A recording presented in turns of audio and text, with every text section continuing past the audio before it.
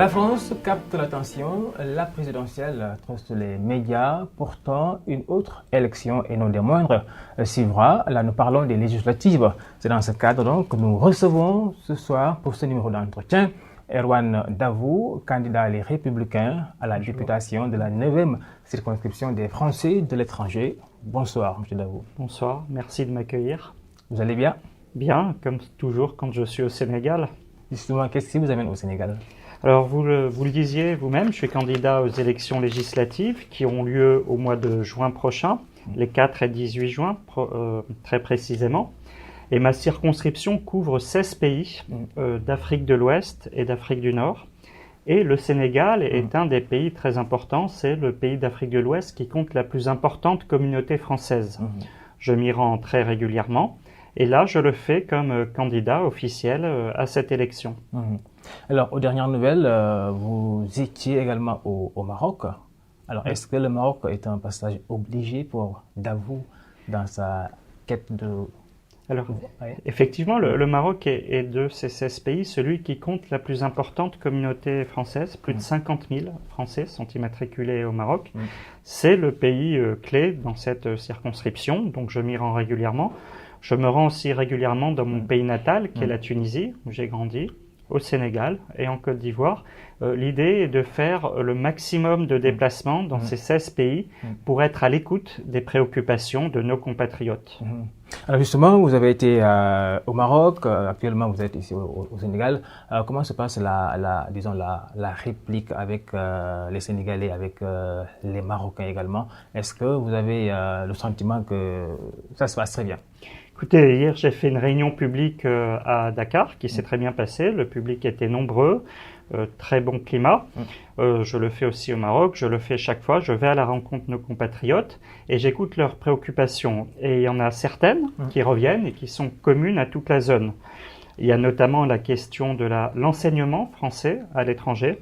Nous avons un système, un réseau qui est assez exceptionnel de près de 500 établissements qui sont homologués par l'Agence pour l'enseignement français à l'étranger. Ce réseau, qui connaît un certain succès puisque le nombre d'élèves augmente, montre aussi des limites, notamment les frais de scolarité, le coût de la scolarité qui est parfois prohibitif. Il y a donc là un effort à faire. L'État s'est désengagé sous François Hollande puisque les subventions, le budget consacré par l'État à cette question a diminué de 8%. Et donc forcément, dans le même temps, les familles ont dû supporter un coût plus élevé. Il faut mettre un terme à cette dérive parce que quand on est français, qu'on vit à l'étranger, scolariser son enfant n'est pas un luxe, c'est un droit. Et il faut donc faire un effort pour contenir les frais de scolarité. Il faut aussi faire un effort pour les bourses qui sont insuffisantes actuellement, alors que les Français qui vivent à l'étranger ne sont pas des nantis, contrairement à l'image que l'on a voulu véhiculer. La population française à l'étranger, elle est très diverse et il y a des personnes qui vivent dans la précarité, qui ont des soucis financiers et il faut donc qu'ils puissent continuer à scolariser leurs enfants et que le système des bourses leur permette. Donc c'est pour moi vraiment la priorité, l'enseignement français à l'étranger, qui a une double mission. Bien sûr, scolariser des enfants français, mais aussi scolariser les étrangers qui le souhaitent. Parce que ces établissements ont une double mission. Ils doivent aussi diffuser la langue et la culture française, comme le font également les instituts français à l'étranger. Je suis vraiment très attaché à ce système d'enseignement et de diffusion de la culture française à l'étranger.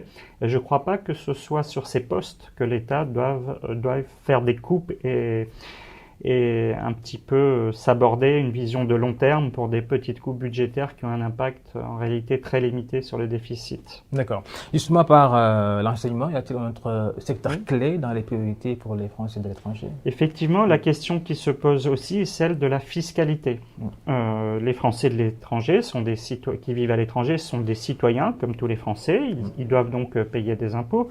Mais durant ce quinquennat, on a constaté, ça a été le cas en France aussi, mais particulièrement à l'étranger, une hausse massive de la fiscalité. Que par exemple, les Français de l'étranger sont assujettis à des taxes qui permettent de financer le déficit de la sécurité sociale en France, alors que les Français qui vivent à l'étranger ne bénéficient pas de ce système. Ils ont leur propre couverture, la Caisse des Français de l'étranger, et donc ils n'ont pas à supporter de telles taxes. Leur résidence secondaire également en France est très taxée. Moi, je veux qu'elle soit considérée comme une résidence principale, la résidence qu'ont les Français à l'étranger, et non comme une résidence secondaire. Et puis, il y a ici ou là un sujet qui est en marge de la campagne, mais que je sens revenir souvent, c'est celui de la perte d'influence de la France sur la scène internationale, au Maghreb et en Afrique de l'Ouest également. Et c'est quelque chose qui me préoccupe.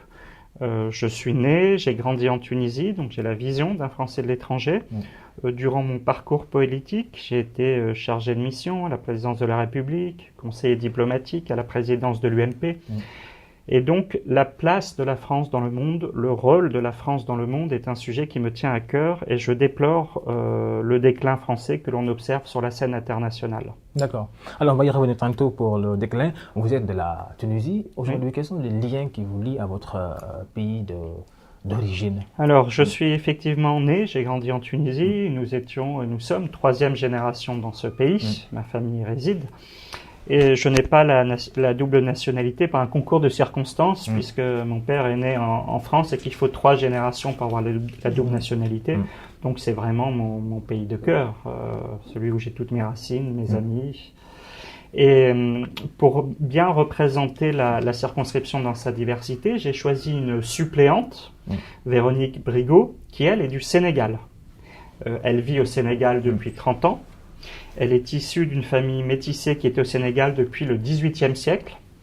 Elle est très impliquée au Sénégal. Elle est par exemple la vice-présidente du festival Voyage sur le fleuve Sénégal.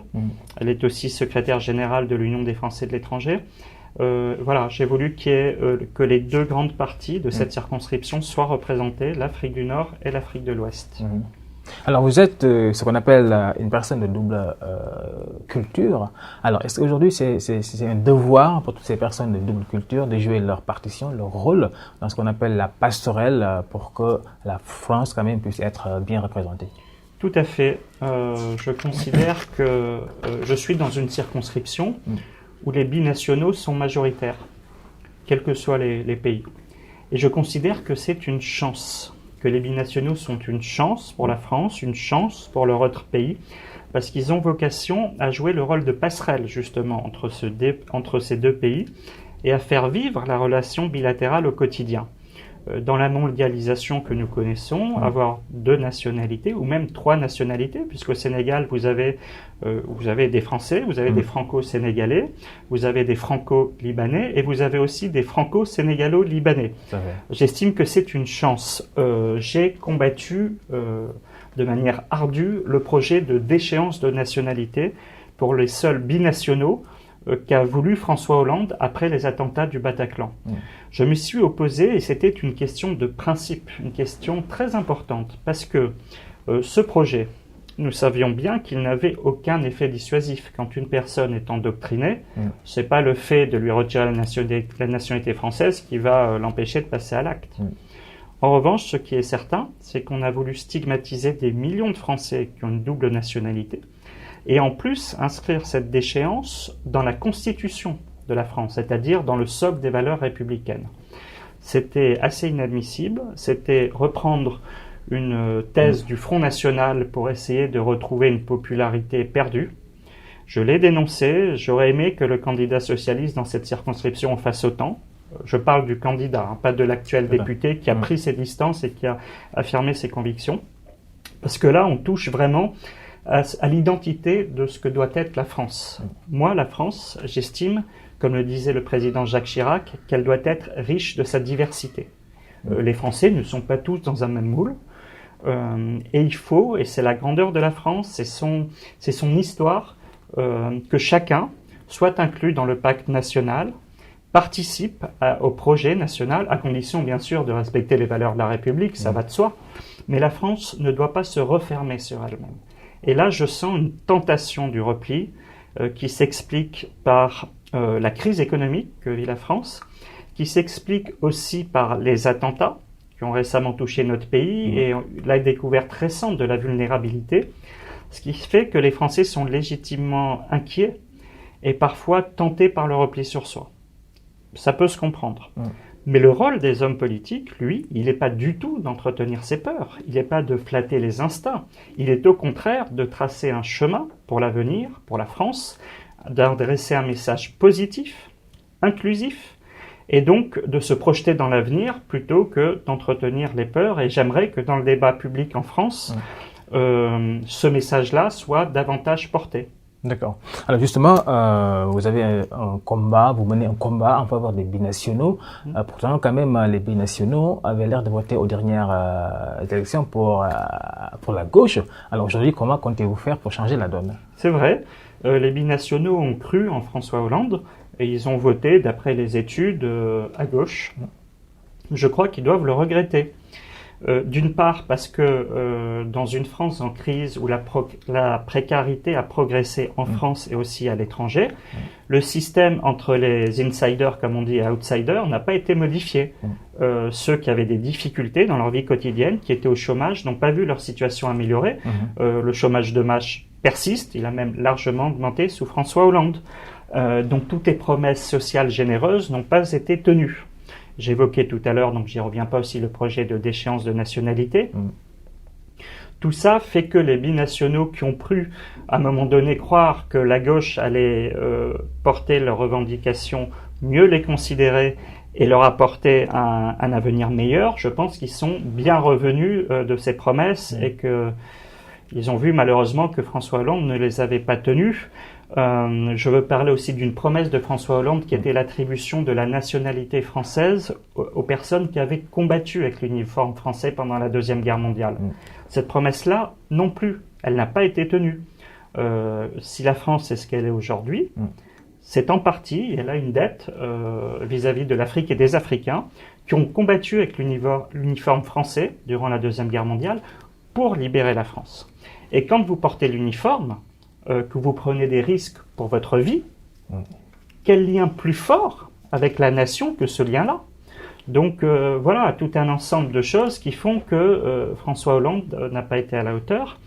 Et il y a un autre point que je voudrais aborder qui ne concerne pas les binationaux, qui concerne les personnes qui n'ont pas la nationalité française. Mais beaucoup de binationaux ont des personnes de leur famille qui n'ont pas la nationalité française.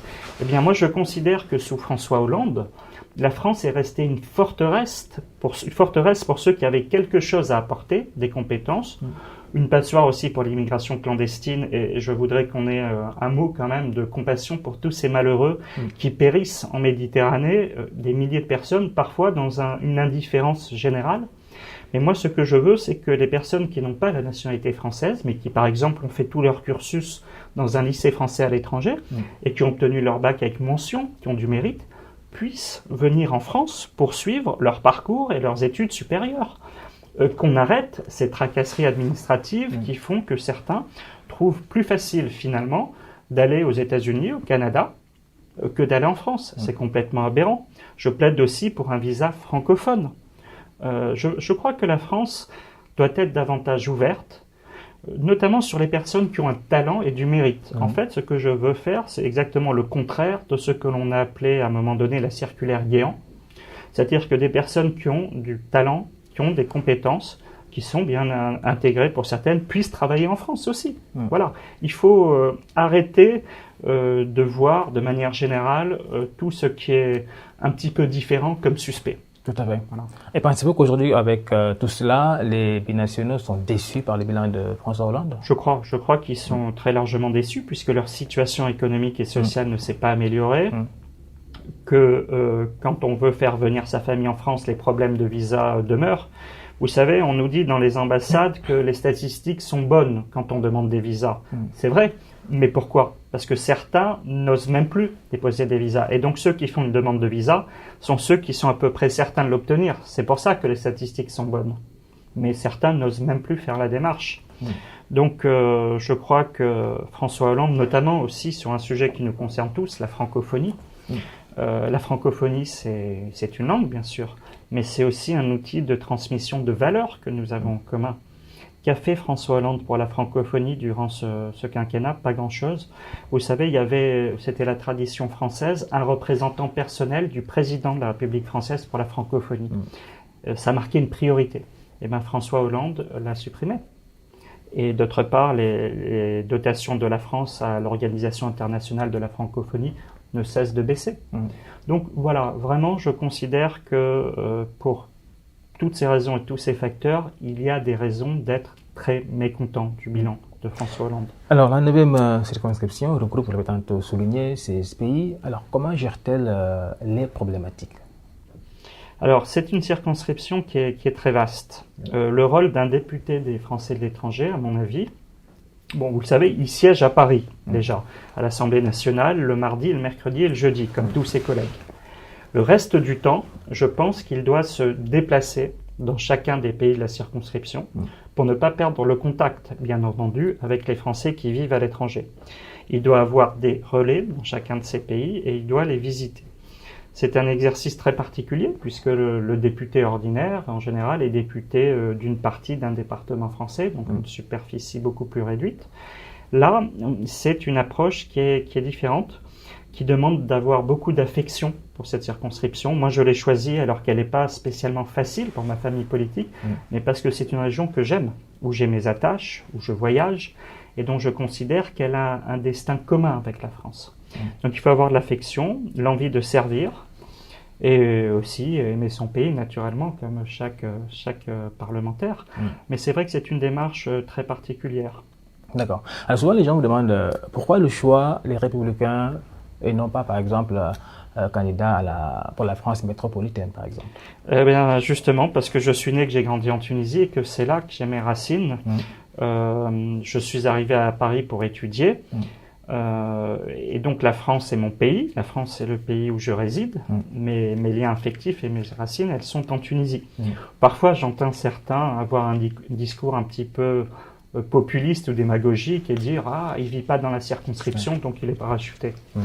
Il faut juste rappeler que l'Assemblée nationale est à Paris et que donc le candidat qui sera élu, il devra siéger à Paris.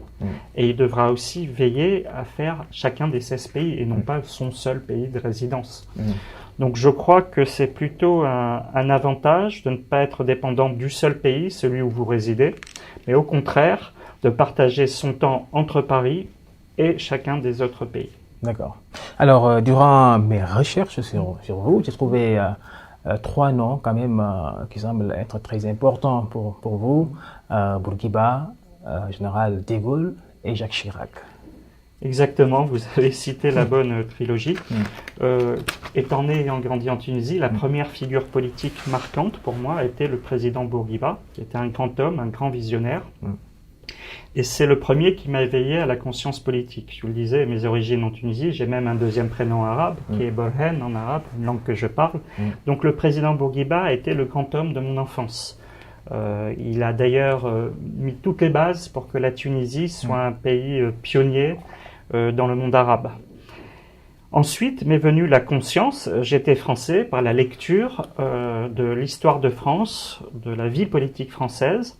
Et là, effectivement, mon premier grand homme a été le général de Gaulle. Ça a été toutes les lectures de mon adolescence.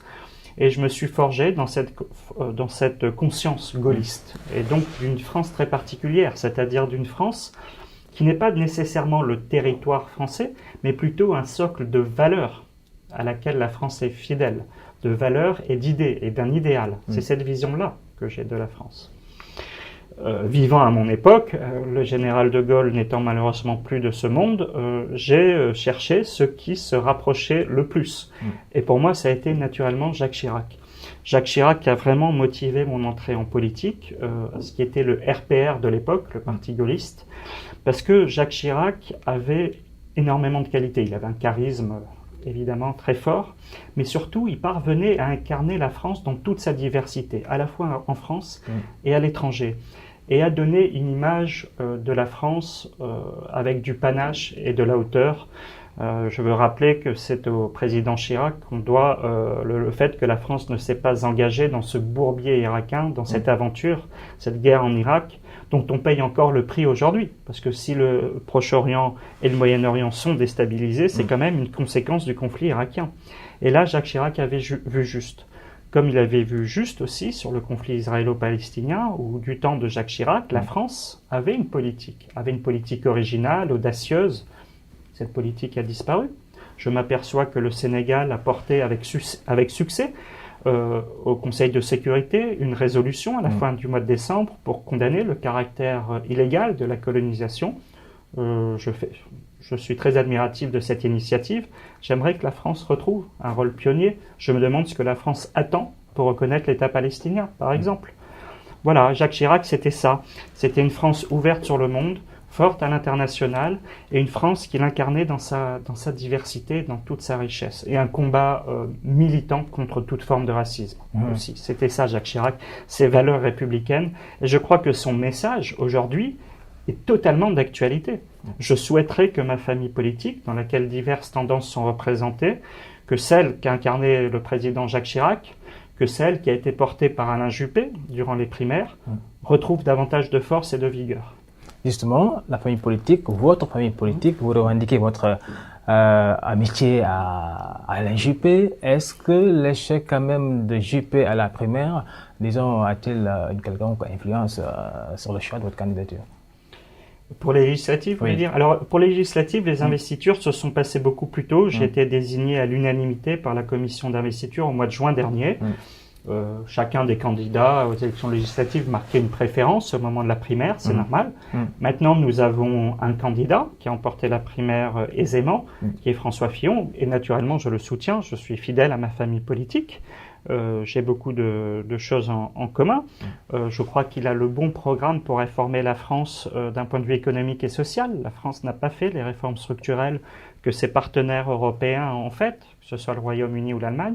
Je pense que François Fillon y a réfléchi et que son programme est de nature à mettre fin au déclassement de la France en Europe. Voilà. En revanche, quand je peux avoir une approche différente ou une vision différente sur certains sujets, je le dis aussi, nous ne sommes plus à l'époque des partis casernes à l'Union soviétique où on devait être aligné sur la ligne du parti en tout. Je suis fidèle à ma famille politique, je soutiens mon candidat, et quand j'ai un désaccord sur telle ou telle question, je l'exprime aussi. Alors, on va prendre la machine à remonter le temps pour nous rendre en Tunisie. Alors, aujourd'hui, après, disons, l'épopée de Ben Ali, quel regard portez-vous aujourd'hui sur la Tunisie? Alors, je crois que la Tunisie a vécu une sorte de glaciation pendant l'époque Ben Ali. Et que ce système avait montré ses limites. Ce système était un système extrêmement policier, notamment pour les Tunisiens. Quand vous veniez en Tunisie en tant qu'étranger, vous n'aviez aucun problème. En revanche, quand vous étiez tunisien, vous étiez quasiment persécuté par un État policier. Les Tunisiens se sont soulevés, ils l'ont fait de manière admirable. C'est en ça que je dis que les bases qu'avait posées le président Bourguiba n'ont pas été oubliées. Et ce pays donc est passé d'un régime dictatorial à une démocratie du jour au lendemain. Bien sûr, il y a des à-coups. Quand un parti-État a monopolisé le pouvoir, la transition n'est jamais facile. Ce que je constate, c'est que la Tunisie a été en mesure de tenir des élections démocratiques, législatives et présidentielles, de promulguer une nouvelle constitution qui est par bien des aspects est révolutionnaire dans le monde arabe, et que la Tunisie est engagée dans la bonne direction. Je crois vraiment au succès de la Tunisie et j'incite tous ceux qui sont des amis de la Tunisie à revenir, y passer du temps, à y revenir même pour du tourisme, parce que c'est un pays qui mérite d'être encouragé. La réussite de la Tunisie dépasse largement le seul pays de la Tunisie. Ça peut être un exemple pour la région. D'accord. Alors, un mot sur la présidentielle française. Aujourd'hui, 5 candidats se profilent à l'horizon. Alors, comment est-ce que vous appréciez les programmes des uns et des autres? Moi, je soutiens François Fillon, ma famille politique. Il y a un candidat du Parti socialiste, Benoît Hamon, qui manifestement peine à rassembler sa propre famille, qui est très loin dans les sondages, qui incarne une gauche un petit peu archaïque et dont le programme est assez proche de Jean-Luc Mélenchon. Et donc ces deux candidats se partagent en fait le même électorat. Ils sont l'un et l'autre autour de 12-13%. Une candidature unique aurait peut-être permis à l'un des deux de décoller. Mais là, ils sont plutôt marginalisés. Dans le même temps, on a ce phénomène Macron qui émerge. Bon, c'est un candidat que l'on n'attendait pas vraiment, qui semble prendre une place importante dans l'opinion, qui est soutenu essentiellement quand même par des candidats, par des poids lourds du Parti socialiste ou des poids lourds de la Hollandie. Donc il ne peut pas être non plus un candidat de la rupture comme il le prétend. mais qui est une candidature assez originale. Et puis nous avons, comme toujours dans les périodes de crise, l'extrême droite qui est forte, qui est présente et qui est quasiment assurée d'être au second tour. Je le déplore. J'ai souvent eu l'occasion de le dire, la gauche est mon adversaire, le Front National est mon ennemi. Donc il n'y aura jamais de compromission avec ce Front National, avec cette extrême droite, d'aucune sorte. Et je prendrai toujours mes responsabilités pour faire barrage à l'extrême droite. Je souhaite aussi, pour qu'on y parvienne, que ma famille politique, et plus généralement que dans le débat public en France, on cesse de mettre toujours au centre de gravité les thèmes du Front National. Parce que si on fait croire aux Français que les seuls thèmes qui importent sont la sécurité et l'immigration, et parfois en plus en faisant des liens scandaleux entre l'un et l'autre, alors on va légitimer tous les thèmes du Front National et on ne pourra pas freiner cette montée irrésistible. Essayons aussi de parler d'autres questions. Pourquoi la croissance française est-elle atone? Pourquoi la compétitivité française laisse à désirer? Pourquoi la France a-t-elle perdu tant d'influence en Europe et en Afrique et dans le monde? Voilà aussi d'autres sujets dont il faut parler et arrêter de se focaliser uniquement sur l'immigration. D'accord. Alors, vous avez 1 minute 15 face à la caméra pour convaincre les Français de l'étranger de voter pour vous. Chers amis établis dans la 9e circonscription des Français de l'étranger, je suis l'un des vôtres puisque je suis né et que j'ai grandi en Tunisie où j'ai toutes mes attaches et où réside ma famille.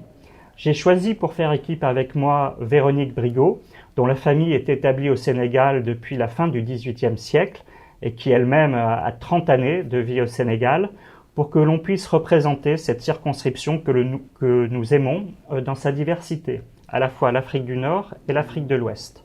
Les Français qui vivent dans cette circonscription sont très nombreux, ils sont 170 000 et c'est la circonscription qui a connu la plus forte croissance à l'étranger de toutes les circonscriptions.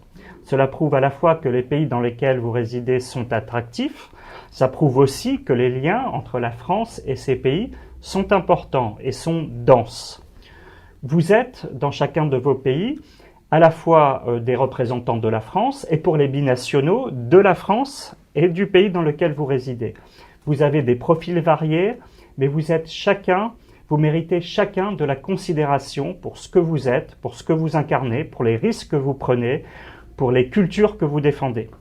Je veux être votre représentant à l'Assemblée nationale pour porter vos préoccupations et faire entendre votre voix. Vos préoccupations en matière d'éducation, de fiscalité, de sécurité, de diffusion de la culture française et surtout d'une meilleure représentation des Français de l'étranger dans les institutions françaises et au sein du gouvernement. Je crois que vous n'avez pas été suffisamment considérés ces dernières années par les pouvoirs publics qui voient en vous des Français de seconde catégorie, ce qui est totalement aberrant. Je ferai le nécessaire pour que vous preniez une place pleine et entière dans la République et une fois encore, pour chacun d'entre vous, quels que soient vos profils qui font la force et la richesse de la France. Merci beaucoup. Merci à vous. Merci. Merci à vous. Et très bonne campagne. Merci. Merci.